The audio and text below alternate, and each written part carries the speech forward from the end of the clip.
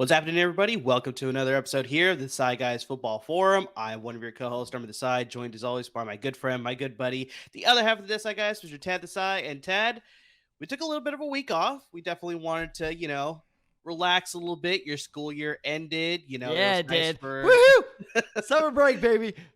should be pretty nice for you, obviously. And obviously, we had the Memorial Day weekend, so nice to just enjoy the long weekend. But here we are back at it.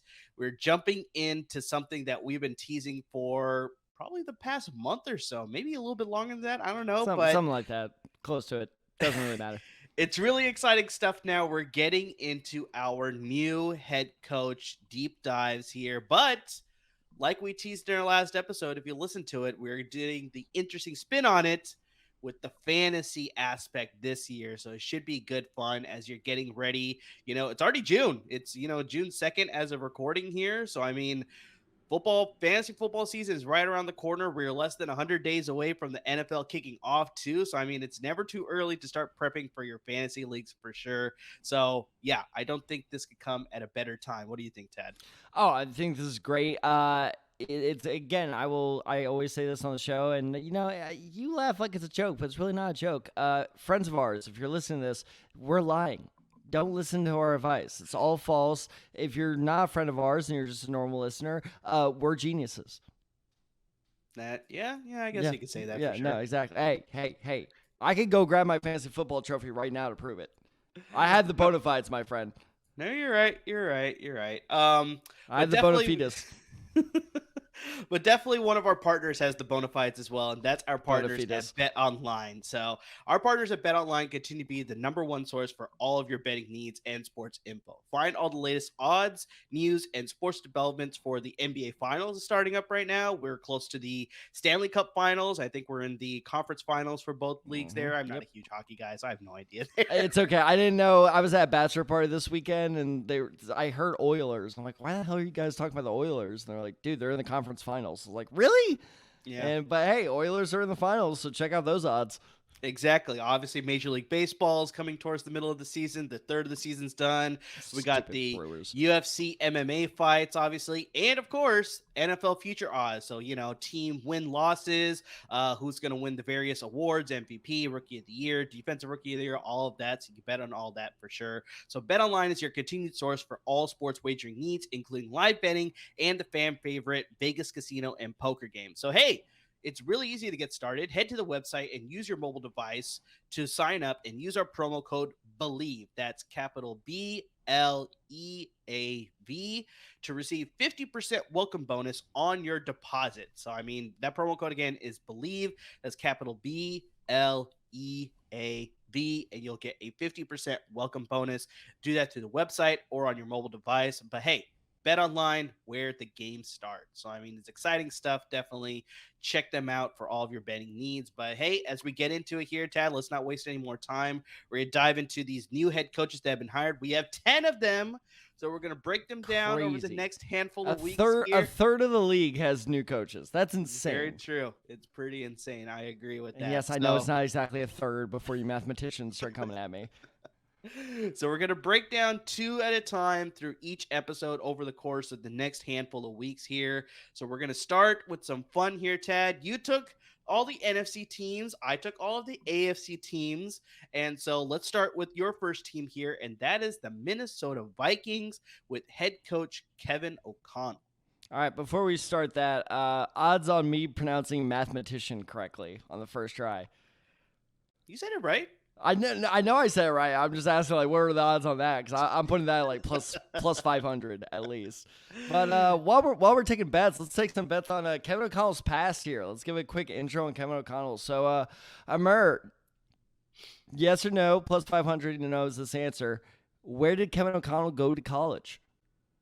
Oh, college? I have no idea. Okay. What round? I'll answer both of these questions in a bit. What round was he drafted in? Bonus points if we can get year. I want to say the fourth round. Year, I have no idea. Oh, you're close, actually. You're surprisingly close. He was a third-round pick in 2008 out of San Diego State. San Diego State. He was an Aztec. He was a lot more familiar. Yep. How about that? All right. So, how many teams did he play for? 3? Oh, not quite. He played for the Patriots, the Lions, the Jets, the Dolphins, the Jets again, and then he retired as a Charger. Got it. Okay. He's been around. He's been Sure. around. Yeah. So for those of you who don't know, he was a college quarterback. He was Brady's backup his 1 year with New England. Now, final Kevin O'Connell playing trivia question. How many career attempts did he have? And bonus, how many did he complete? I'm going to say 0 and 0. He's 4 for 6 in his career. Okay. Got it. So he's one of those guys. It's kind of like when I was doing my research on him, I compared him to an alternative, and I just watched Stranger Things, so an upside down version of Chase Daniel. Of like, is he that good of a player? Not really, but people seem to really love him. So he is a very good coach. So as a coach, I mean, he bounced around to a lot of different teams. He he coached for Washington, your San Francisco 49ers. And then, of course, this is why he got the head coaching job, because basically all you need to do to get a head coaching job now is know Sean McVay. So he was the Rams offensive coordinator this past year. So in terms of philosophy, we don't know for sure, but it's a pretty fair assumption to conclude that basically the Rams offense is going to be run in Minnesota. Now, what does that mean? They run what's called a wide zone offense. So what that means is you trust the quarterback to look at what the defense is giving you and make two calls. Either one, run it to the outside. So that's why it's called wide zone. Inside zone, running back goes, line to line, end zone to end zone. Wide zone, he goes sideline to sideline. So, that's why the Rams have a lot of good tight ends. They tend not to do very well receiving-wise, because that's literally their main job is just sit there as the outside blocker for the running back on the outside. That also opens up the inside for the passing game. I can get way into it, but basically just expect the Rams offense with Minnesota now. Now, another interesting thing is it's a shift of culture as well, as we're seeing the shift from old school defense guy Mike Zimmer to new school Kevin O'Connell, kind of the new face of the NFL that McVay and Shanahan are kind of bringing in now. So that'll be very interesting. So let's get to fantasy, because this was interesting, trying to break down fantasy-wise, but I actually feel confident in my 3 breakout players for now. Check out the article for my other breakout player. The 3 breakout players I will not be discussing in my article and I will be discussing here are, first off, this is one of my favorite sleepers of basically the entire NFL going into the season, KJ Osborne. Don't forget, this guy had a couple really good weeks there when Thielen was hurt. And I think that, again, because remember the Rams offense, the way it works is you have 2 really good receivers on the outside. Yeah, 1 really good receiver in the slot, and with the outside run, that's what opens up the middle of the field for the passing game. That's what made Cooper Kupp so good. It's because, you can double team Cooper Kupp, but the guy on the outside is going to be open. So, am I saying that KJ Osborne is going to be their Cooper Kupp? No. Obviously, it's going to be Justin Jefferson. But think about guys like Van Jefferson or Robert Woods before he got hurt, obviously. I want to say OBJ, but I felt like that was a little too high of a comparison. But basically in the Rams offense, there's always a guy on the outside that is he going to be great week in and week out? No. But is he going to have a couple really good weeks? Absolutely. I think Osborne has that potential, especially because Adam Thielen, while demanding a lot of attention, he's getting older. Not sure how much more effective he could be. So, who's throwing the ball to Osborne? Let's talk Kirk Cousins. I think this guy gets too much hate, Amir. I think it's fair because I think we've brought it up before. He's good at a lot of times, but then there's also a reason why the Vikings sort of struggle too is because of Kirk Cousins. It's like he's the reason they succeed, but then he's also a lot of the reason as to why they fail too. So it's like I can understand why there's some hate, but there still needs to be a lot of appreciation for what he can do, because I think he brought that offense a little bit more credibility, once he was signed to the Minnesota Vikings, right? So I think that, I can understand the hate, but I can also not understand why he doesn't get more love. So, yeah, you're wrong.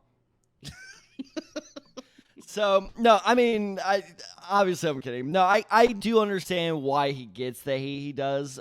It's because of the contract. If he was signed to a more reasonable contract, I would be like, he should not be getting any of this hate. But yeah, dude, if you're getting paid that much, you need to produce more. But I think this is the year he finally starts to produce more. Because like I said, it's a Rams offense. Look at what Joe Burrow did with Zach Taylor last year. Look at what Aaron Rodgers has been doing with LaFleur. All these guys run a similar type offense. This could be a late career revival, because it's not really like his career was dead, but revival in air quotes for our podcast listeners. I don't know.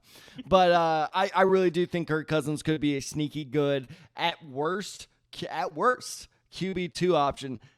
At best, he could end up being a QB1 at the end of the season. That would not surprise me at all. So Kirk Cousins, honestly, if I'm looking for a backup quarterback and it's the second to last round, he's at the top of my list for backup quarterback. So final one is this is just your typical draft and stash guy, Alexander Madison. Dalvin Cook has never played a full season in his career. I'm not exaggerating. That's actually true. Draft Madison, if Dalvin Cook, not saying I hope it happens, but I'm just saying if it happens, if Dalvin Cook goes down for the season, Madison's going to thrive in the system as both a runner and a receiver. This could have huge benefits for you down the road. No, those are solid breakdowns for sure. Yeah, like you said, just Dalvin Cook just not being healthy for an entire season is pretty much and I wanted to say like Dalvin Cook's gonna do well fantasy wise, but that's like saying Derrick Henry is a fantasy sleeper or whatever. It's just like no shit. Of Derrick Henry, I don't know if you saw this video. I think he posted it on his Instagram or God, Twitter. What do you do now? He is running up a hill, but not only is he running up a hill, but he is doing active jukes while going up a hill. So this guy is going to be 100% by the time the season goes. So I know you hate that as a Colts fan, but just it was crazy to see. Just it was amazing to see just what he was doing. I'm so scared. But yeah, no, I like the whole aspect of, Mike Zimmer, like you said, the old school, little bit, the defensive minded head coach. Now we're going with a little bit more of a modern approach and obviously an offensive centric head coach in Kevin O'Connell. So hopefully this should bring a lot of good value to all these players on offense. Some of the guys that you didn't mention already, obviously, like you said, Dalvin Cook and Adam Thielen, possibly the tight ends with Irv Smith and some of those guys. I almost went with Irv Smith, but I feel like, but again, with the Rams offense, I feel like that's a trap we always fall for. It's like, hey, this Rams tight end, they pass it a lot. He's a tight end. He could do it, but something about that offense, they don't like their tight end production a lot. It's very true, but I see just a little bit more value from this offense compared to previous seasons, and so maybe with that's not a tall bar to clear. Let me tell you. So I think with the new head coach here, a little bit of the modern approach, I think that should be good for Vikings fans and obviously fantasy football managers as they prepare for the new upcoming season. Happening pretty soon. So let's switch gears here. So obviously, we talked about Kevin O'Connell here. We're going to bring up an AFC coach here, which is speaking of going from new culture to old culture. Yeah, this is going to be a lot interesting. So one of the teams that I'm going to bring up today, it was a bit of a struggle. And part of the reason that I was tasked with taking on this team was because Tad couldn't do it. He couldn't have the bias being a Colts fan. And I'm going to the NFC South here with one of my teams. And that is the Houston Texans with head coach Lovey Smith. So yeah, this one was fun to write. This one was a little bit fun. I don't know how you did this. I do not know how you did this. So clearly David Culley was a fun fact. I could do this. I just didn't want to. Yeah, I think that was the big thing there. David Culley went one and done in Houston, and Tad, I brought this up to you when they hired him last year too. I was like, he's pretty much going to be a scapegoat. No, you called it. He's pretty much going to be a scapegoat. Unfortunately, he's going to try and do the best that he can, and it looked good at times, and a lot of players like playing for him, but just unfortunately.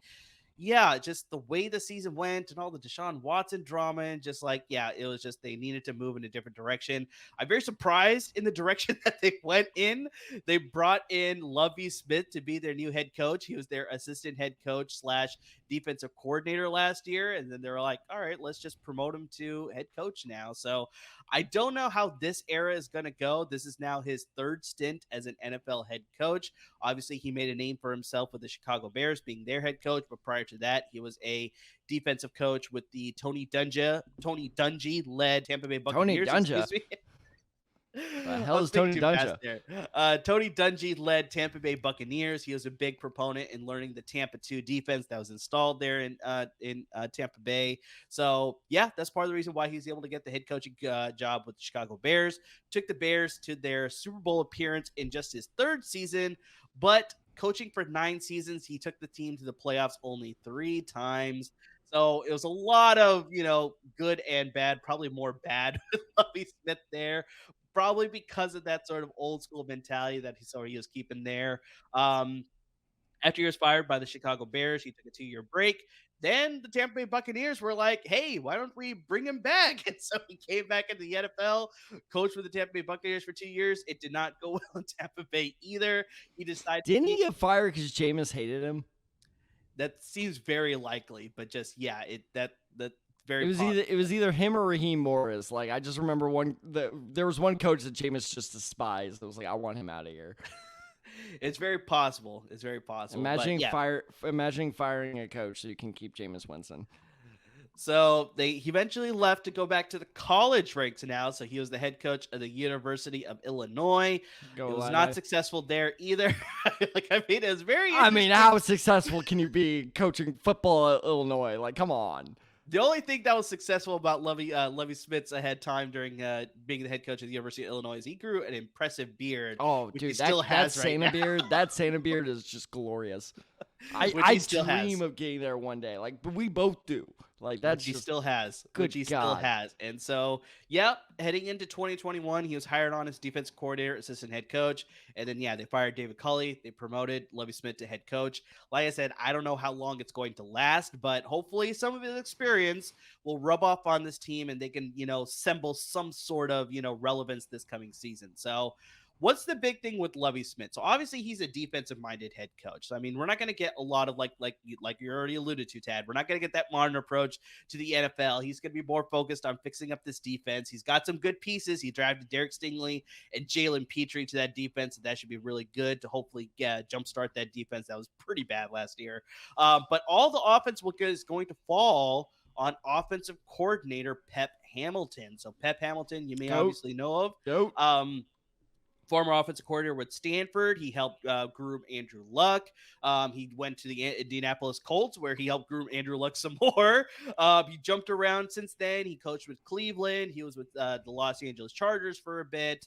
But he sort of has a reputation of building up some of these young quarterbacks to set them on the right path. So, that could be a really good sign for Davis Mills, which I'll get to in a little bit later. But big thing that Lovey Smith and also Pep Hamilton want to emphasize this year is running the ball. So Houston was, god awful at running the ball last year. They ranked 9th worst in rushing attempts. They were dead last in rushing yards, and they are tied for the fewest rushing touchdowns with which team, Tad? Who do you think they were tied with? Dead last in rushing touchdowns? Rushing touchdowns, yeah. Hold on. Oh man. See, because I need to fill dead air here, so let me walk you through.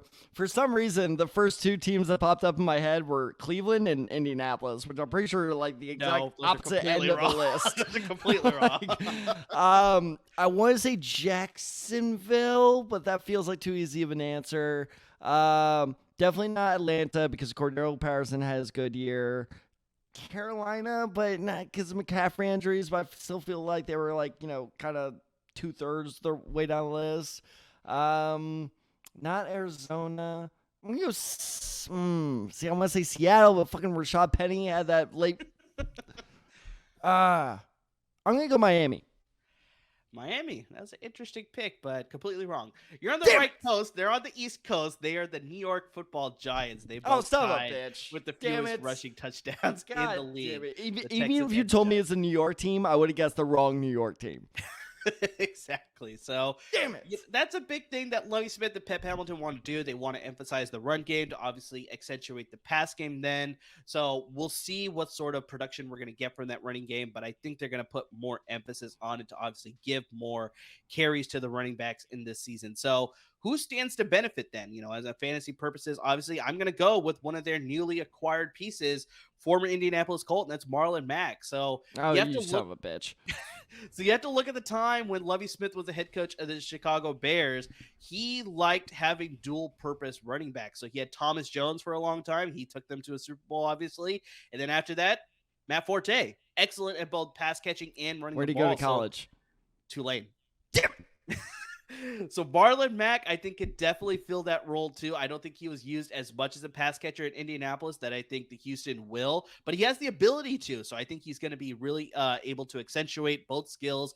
I don't think he'll be in every down back. I don't think he has the skills to do that, but that's why they're going to rotate a lot of running backs. They have Royce Freeman there. They have Rex Burkhead there. They have a rookie who they just drafted, who I'll bring up in a little bit here. But Marlon Mack is the type of guy that I think will be the lead running back in this backfield and can really benefit a fantasy manager's roster because of the ability to catch the ball out of the backfield and run the ball. I think they're definitely going to use him the most as they can, because you have to remember, Tad, I'm pretty sure you might remember this, but prior to suffering that really bad injury in 2000, he had back-to-back seasons with 1,000 scrimmage yards in 2018 and 2019. So, I mean, this guy has the potential to do it, and I think he could do that here in Houston. I know you're not going to be a huge fan of it, obviously being a Colts fan, but I could see that very much happening here in Houston. So, goddamn turncoat.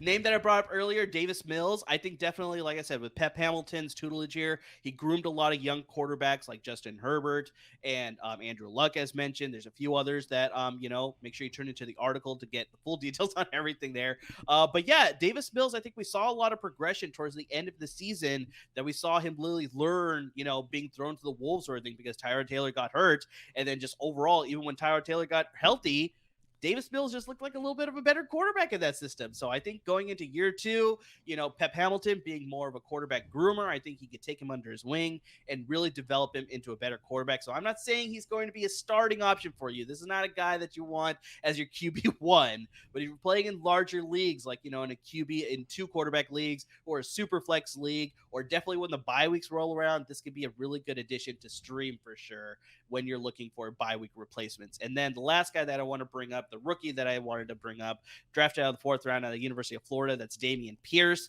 Like I said, Marlon Mack is not going to be the every down running back. I think he's definitely going to be complimented. And I think Dameon Pierce, based on the backfield, the players that are in the running back room for the Houston Texans right now, he could definitely climb up that depth chart. He could beat out a Rex Burkhead. He could beat up a Royce Freeman. He could definitely be the number 2 guy, or possibly even the number 1 guy, because he is more of a pure runner as opposed to Marlon Mack, who has both abilities. So I think, like I said, they'll use Marlon Mack a little bit more, but Dameon Pierce, because of his running ability, he'll definitely carve out a good role with the Houston Texans. Running the ball, definitely can get the goal line and the short yardage carries for sure. Possibly could be a touchdown vulture, which could be very deadly for Marlon Mack. That is what I see as a more likely scenario, is him just vulturing the shit out of those touchdowns. Yeah, so that would really hurt all the people that end up drafting Marlon Mack, but also brings a lot of value to Dameon Pierce then, because if he scores you 2 touchdowns, then hey, that's flex appeal right there for sure. So we'll see how that all plays out, but I really like Dameon Pierce's running style. I think he could definitely carve out a role with the Houston Texans. So yeah, it's hard to find a lot. Hey, you did the best you could. You did. I'm impressed. We'll see exactly how it all pans out there with the Houston Texans, but there are some possible diamonds in this very, very, very rough offense that is the Houston Texans. I think there's some possibility you could find some gold nuggets in there. So, so those are just 2 coaches that we're bringing up. As mentioned, we're going to be bringing up 2 coaches throughout the course of the next handful of weeks here. But yeah, the biggest thing is that, hey, you maybe have watched this episode, you're like, they didn't really do a deep dive on these teams. Well, hey, that's the whole reason why we're doing articles. So make sure you check out the LAFB Network website. We're going to have articles for both Kevin O'Connell and the Minnesota Vikings, as well as Lovey Smith and the Houston Texans. We're going to go dive into further about the philosophy, about their standout players. And here's the big one, Tad. We have bold predictions for both of these teams when it comes to fantasy purposes. And you know how I love my hot takes. I will own this. I will drown with the ship. I am the captain, like on the, tip of the ship, like saluting as it goes in the water. I am going down with every single bold take I have here.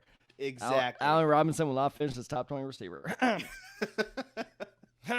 So exactly. cough So there. make sure Weird you cough tune into there. those articles as well to get all of our bold predictions for all of these new head coaches as well. So yeah, we're gonna dive into it a lot further with those articles. So make sure you to tune into those articles that should be releasing hopefully later this week, depending on how things are going with us there. But yeah, we got a lot of fun planned, a lot of stuff planned for obviously the rest of these head coaches, the new head coaches. And of course, we teased this before, we're going to be diving into all the other teams later in the season as well. So we're going to have articles for those guys. Maybe not Later necessarily in the episodes, offseason. Later in the offseason, not later in the season. Exactly. Later in It's the October, people. Let's break down Sean McVay.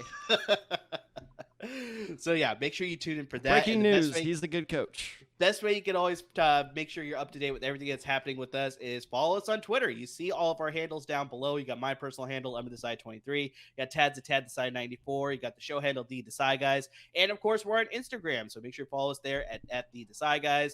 Make sure, as mentioned, you follow us on YouTube as well. So hit that subscribe button. We're right on the LAFB Network's YouTube channel. Subscribe button also right below us. Exactly. Just and like where you see the ticker, just look like an inch slower. It's not that far. I promise. Not that far. Yeah, and yeah, we have our own individual playlist on LAFB Network's YouTube channel there. As mentioned, we're going to be doing a lot more articles, so make sure you tune into the LAFB Network website as well. You can always find us under the articles there. We're going to have a lot of great stuff for not just the new head coaching series, but as mentioned, all other teams for their respective deep dives. And obviously, once the fantasy season begins, we're going to be dropping some articles during that time. So remember, I can't believe you're forgetting to mention something. Not only can you go to our website to look at our articles, you guys get to be some of the first ones to look at our brand new overhauled website. We were not allowed to post our articles this morning because we were overhauling our website. So, hey, if you guys want to check out the new look LAFB Network, check that out at LAFBnetwork.com, where you can find the articles in a much better format now. Exactly. That's part of the reason why I said it may be a little bit later this week. No, guys, I'm not even kidding. I woke up this morning, I checked my phone, I had a message from Ryan Darude literally saying, no one posts anything. And I'm like, okay, cool, that's work for me. I was like, sweet, just went right back to bed. I was like, great, you're not going to hear any arguments from this guy.